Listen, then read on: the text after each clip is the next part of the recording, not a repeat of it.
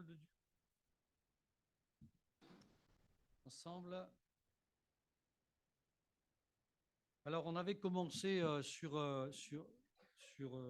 Vienne, quelques différentes séries sur la prière. Voilà. Alors, on ne sait jamais qui est là, qui n'est pas là. On ne fait pas l'appel comme à l'école.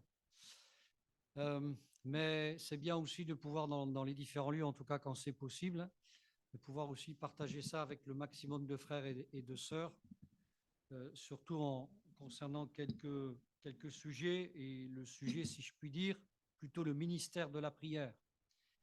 Et on va voir ça. Alors, on prend à chaque fois, quand on prend cette thématique de la prière, donc cette thématique, c'était comment prier, en rapport avec la demande des disciples qui vont exprimer dans Matthieu 6. Matthieu 6, versets 9 à 15, c'est le texte de base que nous reprenons à chaque fois, et ensuite on s'arrête sur ce que dit Jésus. Pas sur l'ensemble, mais sur ce que dit Jésus. Voilà, donc Matthieu 6, 9 à 15 dit « Voici comment vous devez prier », c'est la réponse de Jésus, « Notre Père qui es aux cieux, que ton nom soit sanctifié », qui veut dire aussi mis à part, dans mon cœur, dans nos cœurs, que ton règne vienne, que ta volonté soit faite sur la terre comme au ciel. Donne-nous aujourd'hui notre pain quotidien. Pardonne-nous nos offenses comme nous aussi nous pardonnons à ceux qui nous ont offensés. Ne nous induis pas en tentation, mais délivre-nous du malin, car c'est à toi qu'appartiennent dans tous les siècles le règne, la puissance et la gloire. Amen. Que Dieu soit béni.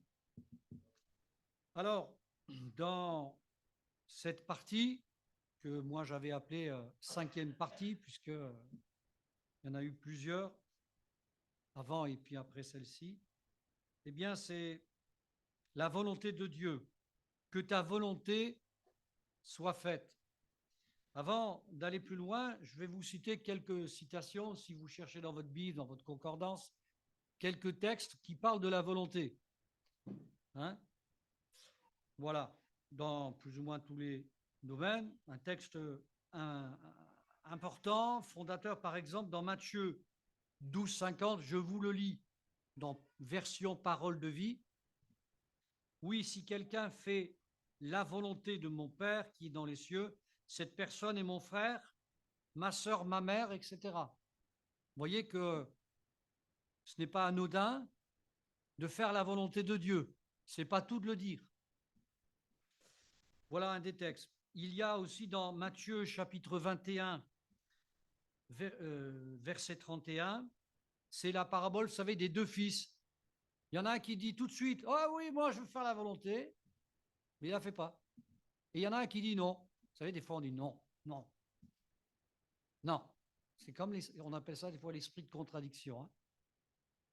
Mais en fait, lui, il l'a fait parce qu'il se repent. Vous voyez ? C'est pour ça que la Bible nous dit par ailleurs que ton oui soit oui, que ton non soit non. C'est pas non mais oui mais non. Un oui ou un non, même si c'est non, c'est pas grave, dans le sens où c'est notre conviction, mais c'est important. Il ne s'agit pas de tomber dans de l'hypocrisie pour se faire voir. C'est ce que le Seigneur nous enseigne. C'est en tout cas le cas de cette parabole qui nous est donnée. Voilà, bon, après, ces textes, certains de ces textes sont rappelés aussi dans d'autres évangiles, donc je ne vais pas y revenir. Voilà. Mais ceux qui font la volonté de Dieu vont vers la lumière, nous dit Jean 3, 21. Ainsi, on voit clairement ce qu'ils font, on voit qu'ils obéissent à Dieu. C'est quand même très... Ça se passe de commentaires. Jean 6, 38. Oui, je suis descendu du ciel pour faire la volonté de celui qui m'a envoyé. Je ne suis pas venu pour faire ce que je veux, dira cette traduction toujours, parole de vie. Voilà. Voici Jean 6, 40, Jean 6, 40. Voici la volonté de mon Père. Tous ceux qui voient le Fils et qui croient en lui vivront avec Dieu pour toujours. Et moi, le dernier jour, je les relèverai de la mort, etc., etc. De temps en temps, prenez une concordance, prenez un dictionnaire biblique, et si vous êtes interpellé par voilà, une thématique, et étudiez-la, ça fait du bien. Et on élargit un petit peu souvent le champ de notre étude. Alors, donc là, on va parler de la prière, et avec notamment le fait de faire la volonté de Dieu. Alors, avec un texte pour support qui se trouve fait exprès, non pas dans le Nouveau, mais dans l'Ancien Testament, avec un peu un dur à cuire. C'est l'exemple de Jonas. Oula. Jonas. OK? Allez, on lit ensemble. Donc, Jonas 1, chapitre 1, versets 1 à 15. La parole de l'Éternel fut adressée à Jonas, fils d'Amittai. En ces mots, lève-toi, va à Ninive, la grande ville, et crie contre elle, car sa méchanceté est montée jusqu'à moi. Et Jonas se leva pour s'enfuir à Tarsis, loin de la face de l'Éternel. Il descendit à Jaffo, et il trouva un navire qui allait à Tarsis. Il paya le prix du transport et s'embarqua pour aller avec les messagers à Tarsis, loin de la face de l'Éternel. Mais l'Éternel fit souffler sur la mer un vent impétueux, il s'éleva sur la mer une grande tempête. Le navire menaçait de faire naufrage. Les mariniers eurent peur. Ils implorèrent chacun leur Dieu et ils jetèrent dans la mer les objets qui étaient sur le navire afin de le rendre plus léger. Jonas descendit au fond du navire, se coucha et s'endormit profondément. Le pilote s'approcha de lui et lui dit « Pourquoi dors-tu? Lève-toi, invoque ton Dieu. Peut-être voudra-t-il penser à nous et nous ne périrons pas. » Et ils se dirent l'un à l'autre « Venez, tirons au sort pour savoir qui nous attire ce malheur. » Ils tirèrent au sort et le sort tomba, comme par hasard, sur Jonas. Alors ils lui dirent « Dis-nous qui nous attire ce malheur. Quelles sont tes affaires et d'où viens-tu? Quel est ton pays? De quel peuple es-tu? » Il leur répondit « Je suis hébreu et je crains l'Éternel, le Dieu des cieux qui a fait la mer et la terre. » Ces hommes eurent une grande frayeur et lui dirent « Pourquoi as-tu fait cela? » Car ces hommes savaient qu'ils fuyaient loin de la face de l'Éternel parce qu'il le leur avait déclaré. Ils lui dirent « Que ferons-nous pour que la mer se calme envers nous? Car la mer est de plus en plus orageuse. » Et il leur répondit « Prenez-moi et jetez-moi dans la mer.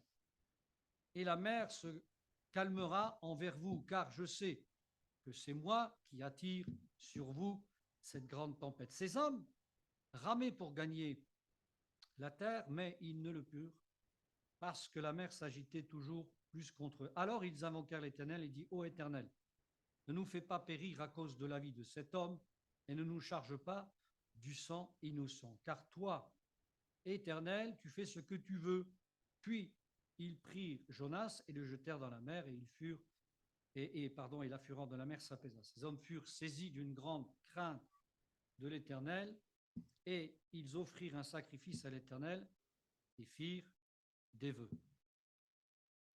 Histoire que nous connaissons, on va dire pour la plupart d'entre nous, mais c'est quand même bien d'y revenir, parce que cet exemple, il est très parlant si l'on parle d'un homme, d'une femme qui veulent faire la volonté de Dieu comme semblent le vouloir le savoir les disciples. Ils veulent connaître et savoir comment prier. Alors Jésus leur répond. Et en l'occurrence, dans ce domaine, de faire la volonté de Dieu. Mais ici, cet exemple, en fait, c'est l'exemple d'un homme, d'un serviteur de Dieu, on pourrait dire une servante, si on était dans ce cas-là, qui ne veut pas faire la volonté de Dieu. C'est pour nous dire et nous rappeler que on peut être chrétien, mais ne pas vouloir faire la volonté de Dieu. Ça arrive, la preuve. Alors, il y a tout un tas de choses qu'on verra peut-être ce soir ou pas, Mais il y avait des raisons louables ou pas, je pense plutôt non louables dans un premier temps, pour cet homme qui ne voulait pas faire la volonté de Dieu. Il est très mal, hein. Vous avez remarqué, il est très mal. Non seulement il part complètement à l'opposé, ça lui coûte, on pourrait dire, comme dit aujourd'hui certains, un bras, ça lui coûte énormément, mais ce n'est pas grave, il se cache loin de la face de Dieu. Et comme ce n'est pas suffisant, il va se mettre au fond de la cale, puis il va faire mine qu'il dort, hein. Il dort. Vous avez déjà fait un peu d'embarcation en CAJT? Essayez de dormir dans une cale. Ou alors vous n'avez pas dormi depuis une semaine, vous êtes donc très fatigué, mais c'est pratiquement impossible. C'est pratiquement impossible. On pourrait dire que Jonas, qui veut dire colombe, là il porte mal son nom, hein. Il porte mal son nom. Et donc, on va essayer de comprendre tout simplement, très simplement ce soir, qu'est-ce qu'il faut faire, puisque c'est quand même la question et la réponse que Jésus donne à ses disciples. Que faut-il faire pour faire la volonté de Dieu? Je verrai à travers cette histoire 3 choses. La première, c'est tellement évident qu'on l'oublie.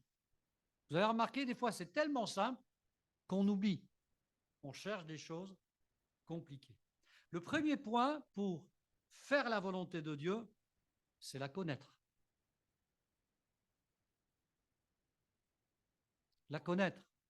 Et comme on ne connaît pas la volonté de Dieu instinctivement, naturellement, parce que si on parle de notre chair, elle ne cherche pas la volonté de Dieu naturellement. Mais il faut que le Saint-Esprit nous y aide, il faut que la parole de Dieu, justement, nous y aide, elle nous exhorte, parce que sinon, nous avons tendance à faire quoi? Notre propre volonté. Soyons honnêtes, c'est la tendance que nous avons dans le cœur. Laissez parler votre chair et elle vous dira, prends du temps là-bas, va là-bas, vas-y.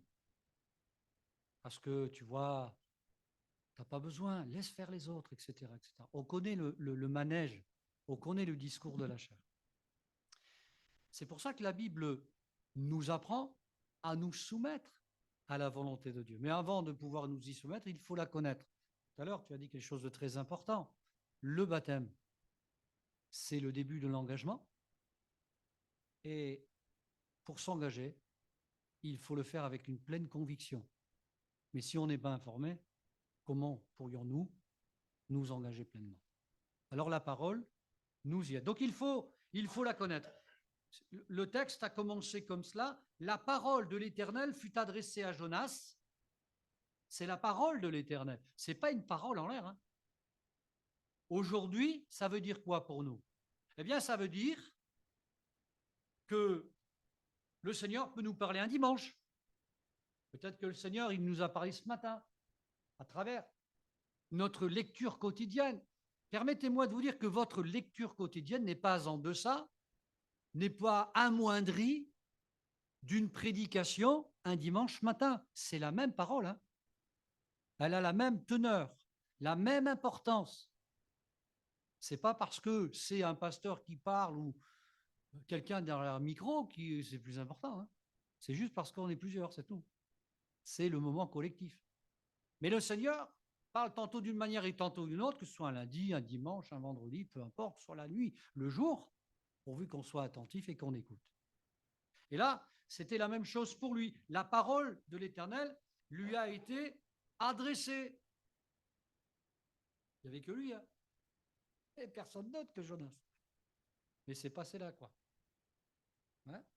Il a fait ce qu'il a voulu. Il a bien voulu comprendre ce qu'il a voulu comprendre. Donc il y avait une directive, des directives très, très claires. Va à Ninive, la grande ville, écrit contre elle, car sa méchanceté est montée jusqu'à moi. Alors c'est vrai que bon, si on devait recevoir ce genre de message, imaginez que Dieu nous dise va à Givors, devant la mairie, écrit le péché de cette ville. On irait tout de suite, hein, on est d'accord. On y va tout de suite. Hein. Ce que je veux dire, c'est qu'il faut aussi reprendre le contexte quand même de Jonas. Hein. C'était pas détendre, hein, je veux dire, hein, on est d'accord. Mais si Dieu lui a dit, c'est qu'il avait tout prévu. Et on le sait dans la suite. Donc, la première des choses, c'est connaître la volonté. Si on ne la connaît pas, il faut la chercher. Chercher l'Éternel, on le trouve tellement de fois dans la parole de Dieu. Tous ceux qui se sont essayés, ils ne sont jamais revenus déçus. Jamais. Le Seigneur est un Dieu qui parle. Il est vivant. Il conseille ses enfants. Il les dirige. Il leur donne même des révélations bien précises. Et nous savons, concernant le ministère du Saint-Esprit, il vous rappellera les paroles de Jésus, pas n'importe lesquelles. Hein. Il vous rappellera, c'est Jésus qui dira, le consolateur, d'accord. Avant qu'il soit venu, maintenant il est venu depuis longtemps pour nous, il vous rappellera les paroles, mes paroles, et il vous annoncera aussi les choses à venir. Si avec ça on n'est pas comblé, je ne comprends pas. Donc, la volonté de Dieu, la connaître. Ensuite, il y a une deuxième étape. C'est l'accepter, la volonté de Dieu. Parce qu'on peut la connaître, oui, mais je sais, moi combien de fois je l'ai dit. Mais je sais. Souvent quand quelqu'un, des fois, on me dit, ouais, je sais. Oui, je sais. Je sais, mais je ne sais pas en fait. Parce que je n'accomplis pas la parole de Dieu. Je la connais théoriquement, mais elle est restée là et elle n'est pas descendue dans mon cœur. Et la parole de Dieu, elle se vit dans le cœur. Dans le cœur, c'est-à-dire dans le quartier général. Il faut qu'elle prenne toute la place. L'accepter, la parole, donc Jonas, toujours, la parole de l'Éternel fut adressée à Jonas une seconde fois. Il est dit, en ces mots, une seconde fois. Ça vous arrive que le Seigneur, il insiste un peu auprès de vous? Ça vous est déjà arrivé? Quand il rappelle, par exemple, un don spirituel? Ça arrive, hein? Eh oui. Ça vous arrive que le Seigneur, il met un sceau à ses paroles? Ça arrive. C'est-à-dire qu'en fait, il nous dit, il nous fait comprendre. Je te l'ai déjà dit. T'as pas entendu? Et il nous le dit. Et parfois, comme on va le voir, il y va fort. Il rappelle parce que sa parole, c'est sa parole, quoi. Et là, il était question de vie ou de mort. Hein. C'était pas un voyage c'était pas une croisière qui lui demandait. C'était de s'occuper de cette ville. L'accepter. Et puis ensuite, l'accomplir. Donc là, on est vraiment dans le visible. L'accomplir. Et Jonas se leva. Bon, il n'a pas fait sa volonté en premier lieu. Pour s'enfuir donc à Tarsis et loin de la face de l'Éternel. Donc nous l'avons voulu. Donc il est parti, je vous le rappelle, à plus de 4000 kilomètres. C'est pas une paille, hein, 4000. Surtout avec les moyens de l'époque. Hein, c'est pas 24 heures, quoi. Hein, c'est au gré des vents. Voilà. Et il savait très bien hein, où il partait. Hein, il savait très bien. Donc, la connaître, la volonté de Dieu, que faut-il pour faire la volonté de Dieu? La connaître, l'accepter, l'accomplir. Que se passe-t-il? Donc, justement, en l'occurrence, par rapport à cette histoire, que se passe-t-il quand nous décidons volontairement de ne pas faire la volonté de Dieu? Et ça sera toujours pareil, mes frères et sœurs. Dieu nous résiste. Et vous savez que le front de Dieu, si vous avez le front dur, ben, vous ne pourrez pas lutter. Lui, il a le front très dur. Il est, comment on pourrait dire, d'airain. Je ne sais pas ce qu'il y a plus dur que de l'airain, mais il a le front très, très dur. Alors, c'est ce qui s'est passé, en tout cas pour lui, dans cet exemple que le Seigneur nous a laissé dans la parole. Et donc, Dieu va en tout cas pour lui, pour cette situation, employer les grands moyens, c'est-à-dire du jamais vu dans la vie de Jonas, du jamais vu. Alors que Dieu nous garde d'employer les grands moyens de cette manière-là pour nous faire accomplir la volonté de Dieu. Je dis ça très sérieusement, mes frères et sœurs. Je l'ai vu dans ma propre famille. Dans ma propre famille, il y a eu des décès à cause des gens orgueilleux qui ont lutté des années. Ça s'est terminé par la bouche de ceux qui ont qui sont décédés, ils l'ont confessé, ils ont dit, c'est Dieu qui m'a arrêté. C'est grave ça. C'est pour ça que je vous en parle. C'est très sérieux. Faisons, écoutons, faisons la volonté de Dieu. Il va faire venir une grande tempête. Une grande tempête. C'est Dieu qui l'a fait venir. Ce n'est pas une tempête comme ça peut arriver quand toutes les conditions sont réunies pour avoir une tempête. Il va faire donc venir une tempête, et il est dit donc l'Éternel fit souffler sur la mer un vent impétueux. Hein, ce n'est pas le vent impétueux qui a amené le Saint-Esprit. En tout cas, c'était pour imager la Pentecôte. D'accord? Ce n'était pas ce vent-là. Là, ça, c'est une description pour nous dire comment ça s'est un petit peu passé. Pour la Pentecôte, là, c'était terrible et on a du mal à s'imaginer. Si nous, on est né un petit peu dans les images, dans les vidéos, il nous faudrait une vidéo un petit peu comme ça. Et c'était terrible. Hein, c'était terrible. Il devait y avoir des creux de je ne sais pas combien. Ça devait être énorme. Donc, et il est dit que c'était tellement une grande tempête que le navire menaçait de faire naufrage. Hein? Ils ont passé un sale quart d'heure, je pense que ça a duré bien plus qu'un quart d'heure, et le Seigneur va employer les gros moyens, les grands moyens, pardon. Et puis, à un moment donné, vous l'avez lu comme moi, c'est Dieu qui, rendez-vous compte, c'est Dieu qui va diriger le sort. Hein? Hein, on dit que les hasards de Dieu, enfin c'est une expression, c'est pas dans la Bible, les hasards de Dieu font bien les choses. On dit qu'avec Dieu, il n'y a pas de hasard. Mais quand c'est Dieu qui est au contrôle, je peux vous dire que Jonas, il ne pouvait pas s'en sortir. Et je pense qu'il le savait parce qu'il avait compris, il le déclara après à ses hommes. Et ils se dirent l'un à l'autre, venez, tirons au sort pour savoir qui nous attire ce malheur. Et le sort donc tomba et bien sûr sur Jonas. Et puis le Seigneur, parce que c'est un Dieu compatissant, il ne va pas le faire de préférence parce que c'est son serviteur qui est là. Il va calmer la tempête pour ses hommes, qui finalement commencent à comprendre plus vite que Jonas. Vous savez, parfois, on met le poids des années de notre conversion.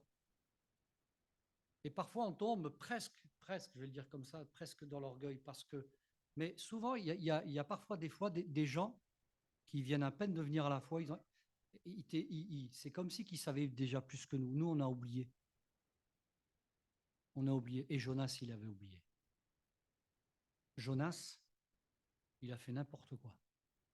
Tout Jonas qui s'appelait. Et je crois que c'est important de comprendre ce qui se passe dans cette histoire. Vous voyez, ce n'est pas grand-chose, on pourrait en rire, mais les mariniers eurent peur. Ils ont eu peur, ces hommes.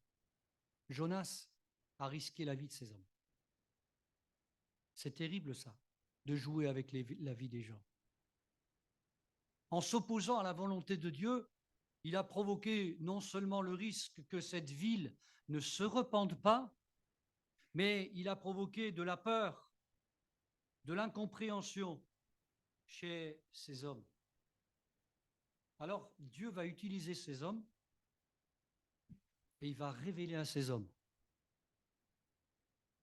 tout ce que Jonas a oublié. Vous vous rendez compte, en l'espace d'un long voyage, certes, ils ont compris, eux qui adoraient d'autres dieux, ils ont compris qu'il fallait faire un sacrifice à Dieu, ils ont compris qu'ils pouvaient le prier, etc., etc. Si ça, ce n'est pas une révélation, je ne sais pas ce que c'est.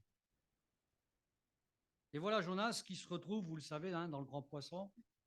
Vous savez qu'il y a eu aussi, vous pourrez rechercher ça sur Internet pour ceux qui douteraient et qui diraient que ça, vous savez, c'est une figure imagée. On a retrouvé des hommes vivants dans le ventre de poissons. Hein. Vous pourrez rechercher aujourd'hui, on a accès à tout ça, et c'est vrai. Et c'est bel et bien, c'est bel et bien arrivé, ce qui s'est passé. Ce n'est pas un exercice de style hein, dans la parole de Dieu. C'est bel et bien arrivé. Et le Seigneur va frapper fort, quand même, je ne sais pas, mais vous trouvez que c'est agréable de se retrouver dans le ventre d'un poisson, ça sent pas bon. Hein. Moi, j'ai jamais été, mais je ne sais pas si vous avez fait un peu de pêche. vous avez commencé à nettoyer les poissons, il y a mieux, quoi. On est d'accord. Et il a fallu que Dieu utilise les grands moyens pour parler à cet homme, pour que cet homme rentre en lui-même. Il faut qu'il rentre dans un poisson pour rentrer en lui-même. Comme quoi, la volonté de Dieu, elle prime toujours. Qu'on soit d'accord ou pas, alors bien sûr, le Seigneur va enseigner cet homme.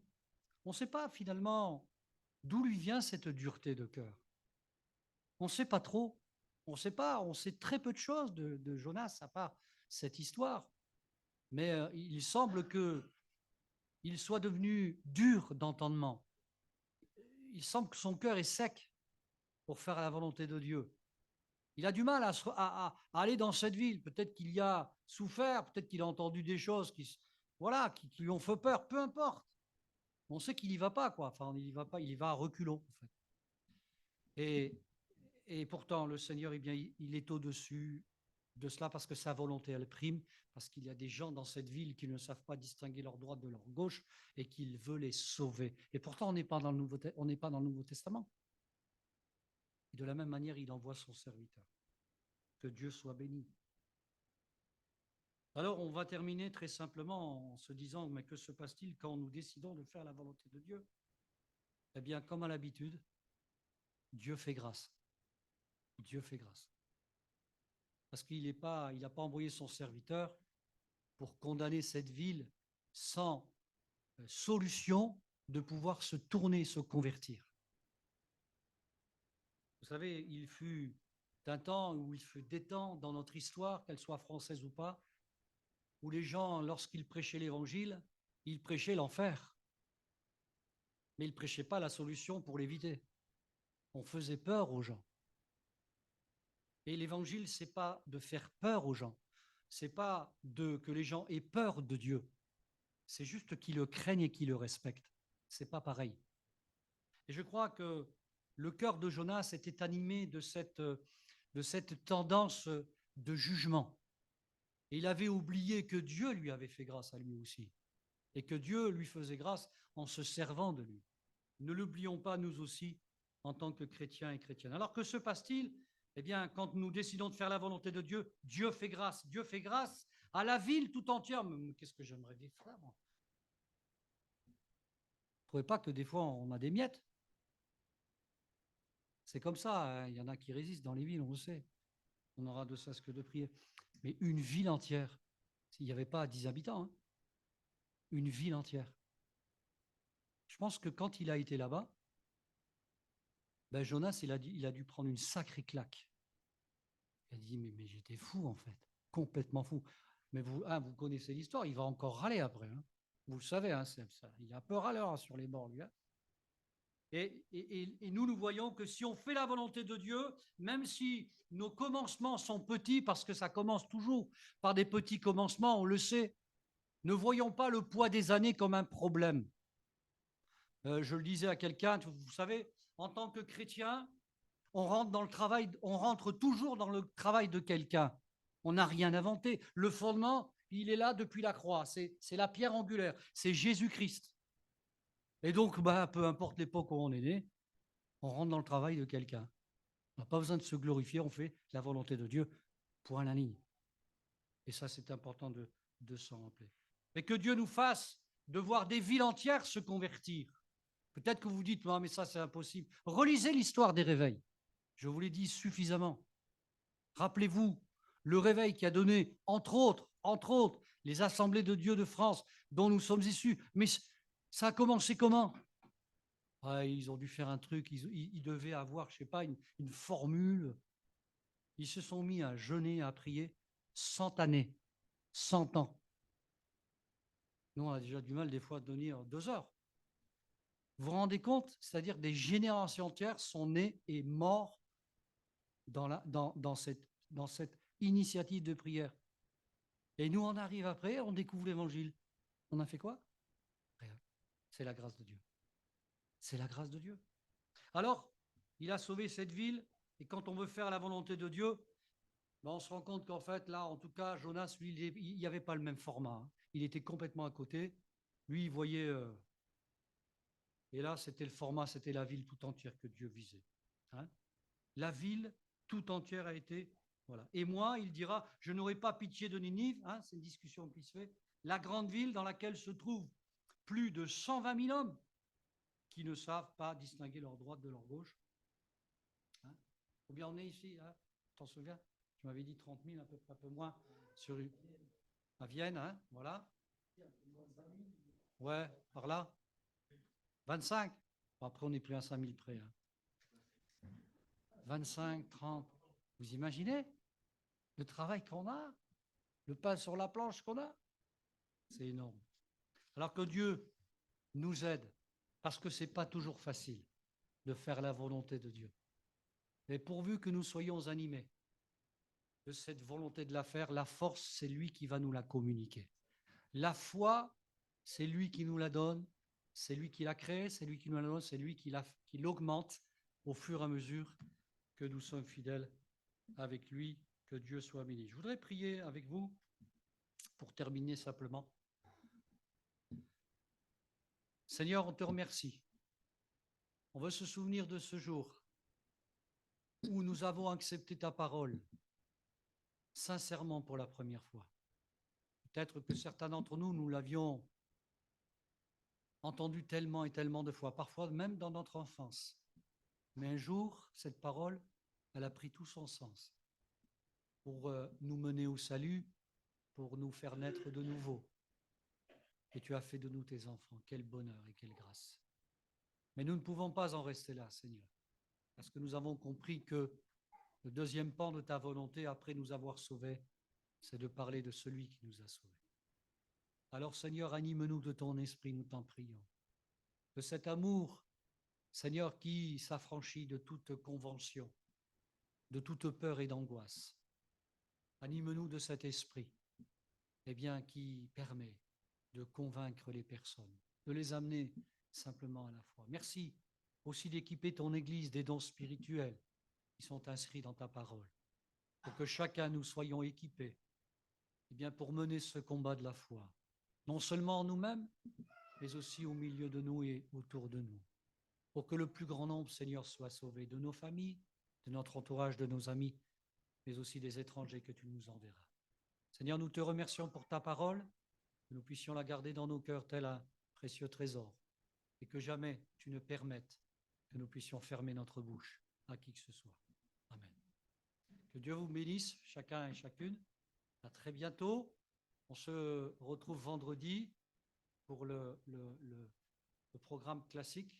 Voilà, tu veux finir pour le reste des annonces? Je ne sais pas si tu en as.